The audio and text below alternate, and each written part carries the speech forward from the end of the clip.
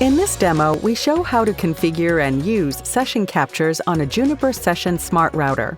This feature allows users to collect packets generated by a specific service across 2 or more Session Smart Routers.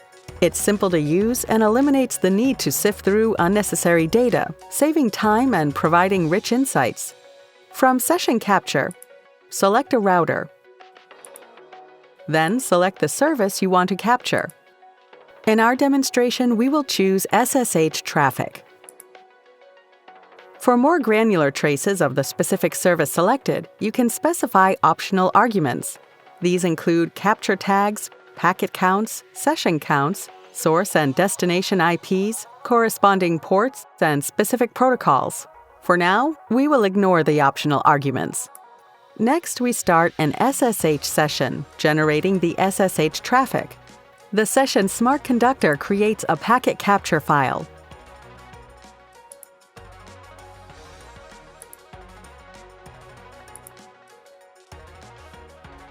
Open the packet capture using Wireshark.